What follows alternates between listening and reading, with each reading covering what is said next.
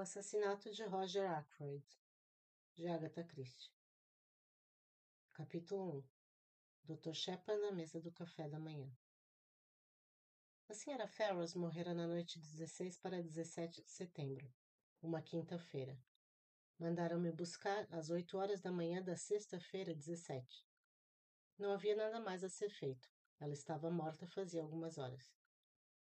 Pouco depois das 9 horas eu já estava em casa novamente. Abri a porta da frente com a chave que sempre tinha comigo e parei, intencionalmente alguns instantes, no corredor de entrada enquanto pendurava o chapéu e o leve sobretudo que eu havia levado. Sabe a precaução contra a friagem do início de uma manhã outonal.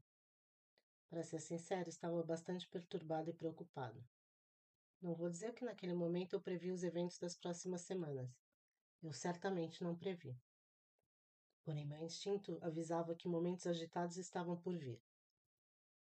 Da sala de jantar à minha esquerda vieram o ruído das xícaras de chá e a tosse curta e seca da minha irmã Caroline. É você, James? Ela perguntou. Uma pergunta desnecessária, pois quem mais poderia ser? Para dizer a verdade, foi precisamente minha irmã Caroline a razão dos meus minutos de atraso. O lema da família Mangusto, como nos diz o Sr. Kipling, é vai e descubra. Se Caroline algum dia adotar um brasão, eu certamente sugeriria um mangusto rompante. Pode-se omitir a segunda parte do lema. Caroline pode descobrir muita coisa apenas permanecendo placidamente sentada em casa. Não sei como ela faz, mas o faz. Minha suspeita é que os empregados e os comerciantes constituam seu serviço secreto. Quando ela sai, não é para coletar informação, mas para distribuí-la. Nisso, também ela é extraordinariamente esperta. Era justamente essa última característica que me causava essa angústia e indecisão. O que eu dissesse a Caroline nesse momento com relação à morte da Sra. Ferrars se tornaria de conhecimento público por toda a cidade num espaço de tempo de hora e meia. Como médico, eu naturalmente prezo a discrição. Assim desenvolvi o hábito de continuamente ocultar a informação da minha irmã o máximo possível. De qualquer modo, ela acaba descobrindo. Porém, tenho a satisfação moral de saber que de nenhuma forma fui responsável por isso. O marido da Sra. Ferrars morrera há cerca de um ano e Caroline tinha constantemente afirmado, sem base nenhuma para isso, que sua mulher o havia envenenado. Ela zomba da minha resposta invariável de que Sr. Ferrars morrera de gastrite aguda, auxiliado por sua indulgência habitual com bebidas alcoólicas. Os sintomas de gastrite e envenenamento por arsênico não são, eu concordo, diferentes. Porém, Caroline baseia sua acusação em assertivas bem diferentes. Basta olhar para ela, eu ouvi comentar. A Sra. Ferrars, embora não mais uma jovem, era uma mulher bastante atraente, e suas roupas, apesar de simples, pareciam sempre lhe cair muito bem. No entanto, inúmeras mulheres compram suas roupas em Paris, sem que por isso tenham envenenado seus maridos. Enquanto hesitava de pé no corredor da entrada, com tudo isso passando em minha mente, a voz de Caroline se fez ouvir novamente num tom mais agudo. Afinal, James, o que você está fazendo aí? Por que não entra e toma o seu café da manhã? Estou chegando, minha querida. Apressei-me a responder. Estava pendurando meu sobretudo. Você já poderia ter pendurado uma dúzia de casacos. Ela estava certa. Eu poderia mesmo. Entrei na sala de jantar, beijei de leve o rosto de Caroline como de costume e sentei-me diante de ovos e bacon. O bacon estava um tanto frio. Você teve um chamado cedo, observou Caroline. Sim, eu disse. De King's Paddock, a Sra. Ferrars. Eu sei, disse minha irmã. Como você sabia? Annie me contou. Annie é a copeira. Uma boa moça, porém uma tagarela inveterada. Houve uma pausa. Continuei a comer os ovos com bacon. O nariz de minha irmã, que é longo e fino, estremeceu na ponta, o que sempre acontece quando ela está interessada ou empolgada com alguma coisa. Bem? Ela inquiriu. Um caso muito ruim. Nada a ser feito. Deve ter morrido durante o sono.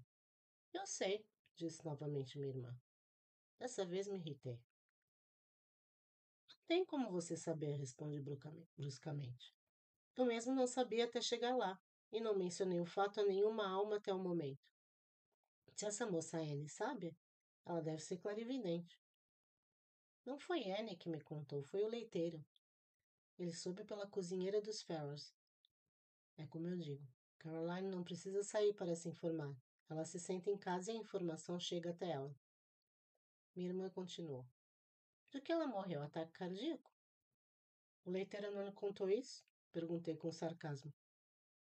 Sarcasmo é perda de tempo com Caroline. Ela leva a sério e responde de acordo. Ele não sabia, explicou. Caroline iria saber afinal mais cedo ou mais tarde. Ela podia, portanto, ouvir de mim. Ela morreu de uma dose excessiva de Veronal. Ela o vinha tomando recentemente para a insônia. Deve ter tomado em excesso. Bobagem, disse Caroline imediatamente. Ela tomou de propósito. Não precisa nem dizer.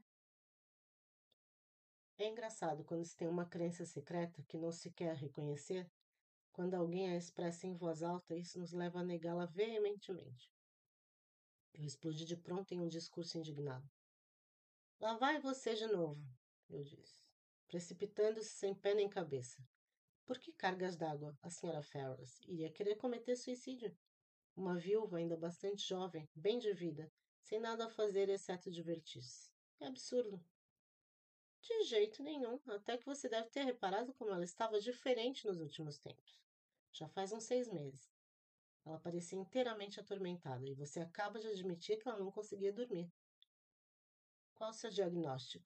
Perguntei com frieza. Um romance infeliz, supõe? Minha irmã balançou a cabeça.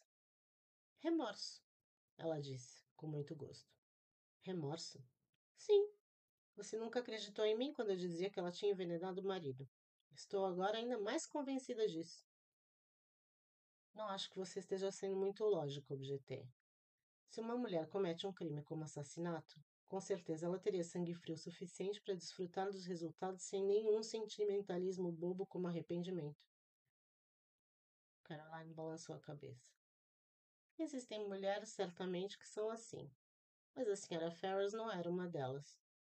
Ela era um monte de nervos, um impulso incontrolável a levou a livrar-se do marido porque ela era o tipo de pessoa que simplesmente não consegue suportar nenhum tipo de sofrimento. E não há dúvida de que a mulher de um homem como Ashley Ferrars deve ter sofrido muito. E assenti com a cabeça. E desde então, ela tem sido assombrada pelo que fez. Eu só posso ter pena dela. Não acredito que Caroline tenha alguma vez sentido pena da senhora Ferrars enquanto ela estava viva. Agora que ela se foi para onde presumivelmente os vestidos de Paris não podem ser usados, Caroline estava pronta para as emoções mais brandas de piedade e compreensão.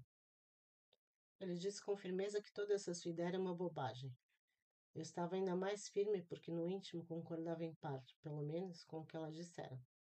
Mas não era certo que Caroline chegasse à verdade simplesmente através de um tipo de sexto sentido. Eu não encorajaria esse tipo de coisa. Ela irá por toda a cidade revelando suas ideias, e todos irão pensar que ela está se baseando em informação médica fornecida por mim. A vida é muito difícil. Bobagem, disse Caroline, em resposta à minha censura. Você vai ver. Aposto que ela deixou uma carta confessando tudo. Ela não deixou nenhuma carta, disse asperamente, sem perceber aonde essa afirmação iria me levar. Disse Caroline. Então você perguntou sobre isso, não foi? Eu acredito, James, que bem lá no fundo você pensa como eu. Você é um doce velho hipócrita. É praxe sempre se considerar a possibilidade de suicídio, eu disse seriamente. Haverá um inquérito? Talvez haja. Tudo depende. Se eu puder me declarar completamente satisfeito com a conclusão de que uma dose excessiva foi tomada por acidente, talvez o inquérito seja desnecessário. E você está inteiramente convencida? Perguntou-me minha irmã com malícia. Levantei-me da mesa sem responder.